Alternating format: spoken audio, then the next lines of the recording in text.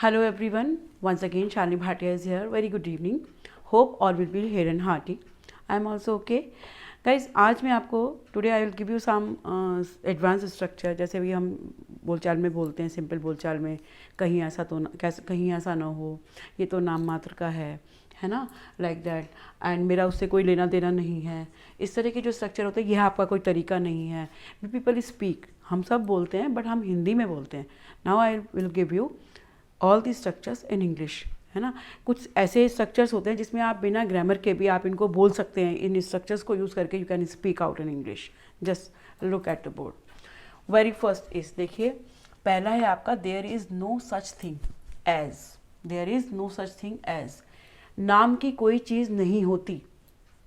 तो एज के बाद आप जो भी जिसके बारे में भी बोलेंगे आप उसको उसी को आगे लगाएंगे. I can give you the example. There is no such thing as ghost. जैसे आपको बोलना है भूत नाम की तो कोई चीज़ ही नहीं होती, है ना. तो there is no such thing as ghost. भूत नाम की कोई चीज़ नहीं होती. ईमानदारी नाम की भी कोई चीज़ नहीं है. मतलब ईमानदारी कहाँ है, दिखती नहीं है. तो there is no such thing as honesty. Nowadays honesty नाम की कोई चीज़ नहीं है, ईमानदारी नाम की कोई चीज़ नहीं है. तो आपका ये हुआ नाम की कोई चीज़ नहीं होती. इसमें आपको simply there is no such thing as ये स्ट्रक्चर लगा के आपको जिसके बारे में बोल रहे हैं वो आपको लगाना है. That's all. Number second, so called हम बहुत यूज़ करते हैं इंग्लिश में, है ना. ही is my so called brother. He is my so called brother, नाम मात्र का, है ना. तो she is my so called और ही इज़ माई सो कॉल्ड ऐसे लिख करके आप यहाँ पर इट इज़ फ्रेंड, फ्रेंड लिखा है ये. तो यहाँ पर ब्रदर भी लिख सकते हैं या सिस भी लिख सकते हैं. ब्रो लिख दीजिए शॉर्ट में. तो she is my so called bro और he is so called sis. यहाँ पर लिखेंगे so called sis and he is my so called bro. तो ये तो आता है सो कॉल्ड के लिए, तथाकथित, मुंह बोला, है ना. और this is so called book. कोई बुक है तो ये नाम मात्र की बुक है, तो उसके लिए आता है कि this is so called book. भाई ये बुक है इस तरीके की, है ना. तो इसके लिए इस तरह से स्ट्रक्चर आता है. नंबर 3 पे आपका आता है दिस इज नॉट द वे. क्या है ये? This is not the way. यह कोई तरीका नहीं है. तो क्या स्ट्रक्चर है? This is not the way, यह कोई तरीका नहीं. उसके आगे आप कैसे यूज करेंगे? देखिए this is not the way to behave. यह आपका व्यवहार करने का कोई तरीका नहीं है. This is not the way to talk, है ना, टू समवन एल्स. किसी से बात करने का तरीका नहीं है. This is not the way to talk to elders. आपको एल्डर्स से बात करने का, पेरेंट्स से बात करने का. This is not the way to talk to your parents. This is not the way to talk to your teachers, like that. तो इस तरीके से आप this is not the way, यह कोई तरीका नहीं. आप ये सेंटेंस यूज कर स्ट्रक्चर को लर्न कीजिए एंड यू कैन यूज. यहाँ पर कोई ग्रामर नहीं चाहिए आपको. There is no need of grammar.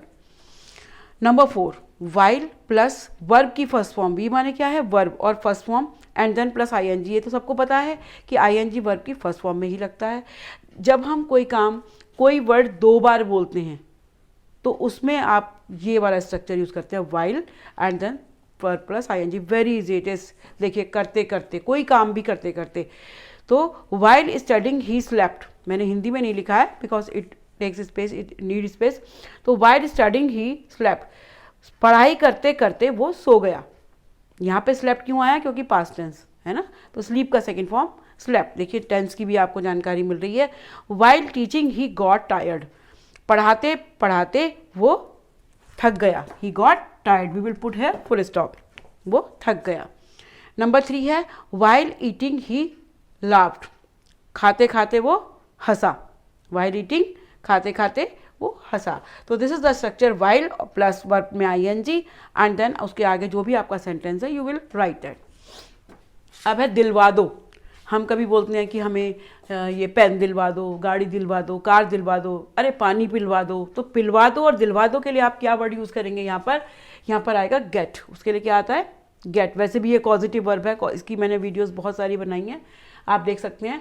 Gate plus objective case. OC क्या है? Objective case plus object. अब ये ऑब्जेक्टिव केस क्या होता है? जैसे आई है तो आई का यहाँ पर ऑब्जेक्टिव केस आएगा मी. आई तो आता है सब्जेक्टिव में, आई है सब्जेक्टिव और उसका ऑब्जेक्टिव केस है मी, है ना. ऐसे ही दे का देम, ही का हिम, लाइक दैट. तो गेट मी अ कार या गेट मी अ पेन. मुझे पेन दिलवा दो, कार दिलवा दो. Anything else you can write. Get me a book, get me a dress, कुछ भी लिख सकते हैं आप. गेट मी ड्रिंक वाटर, अब यहाँ पर क्या है, पानी पिलवा दो, तो get me drink water.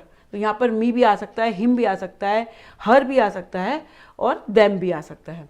Get them a mobile, उनको मोबाइल दिलवा दो, या गेट देम मनी, उनको पैसे दिलवा दो, किसी से पैसे उधार लेने हैं तो get them money, get them a mobile. तो इसी तरह से आप ये वाला स्ट्रक्चर जो है गेट के साथ ऑब्जेक्टिव केस बता ही दिया क्या होता है। जो भी आपके पर्सन्स हैं, आई का है मी और वी का है अस और दे का है देम, है ना, शी का हिज या फिर हिम, उसको दिलवा दो, that is objective case. His तो पॉजेसिव है, तो इनके ऑब्जेक्टिव केस हैं, आप वो यहाँ पर यूज़ करेंगे। नेक्स्ट आपका आता है नथिंग टू डू विद, भाई मेरा उससे कोई लेना देना नहीं है, मेरा तुम्हारे बिजनेस से कोई लेना देना नहीं है। और ये सेंटेंस हम बहुत यूज़ करते हैं हिंदी में, यहाँ पर आपको इंग्लिश में बताया जा रहा है, very easy to write, very easy to learn. यहाँ पर सब्जेक्ट तो आएगा प्लस हैज़ या हैव आएगा अकॉर्डिंग टू सब्जेक्ट, सिंगुलर है तो हैज़ आएगा, प्लूरल है तो हैव आएगा, प्लस उसके बाद नथिंग टू डू लिखेंगे आप, nothing to do with plus other words, जो भी उसमें अदर वर्ड आने हैं। I can give you example, I have nothing to do with this job, मेरा इस जॉब से कोई लेना देना नहीं है, तो आई के साथ हैव आता है ना, सिंगुलर भी है बट इसके साथ हम हैव ही लगाते हैं। आई हैव के बाद आप nothing to do with this job, मेरा इस जॉब से कोई लेना देना नहीं है। She has nothing to do with my business, उसका मेरे बिजनेस से कोई लेना देना नहीं है, तो she has nothing to do because she is singular, या यहाँ पर ही भी आएगा तो बॉय है तो he has nothing to do with my business. ये आपका नथिंग टू डू कैसे यूज़ करना है ना।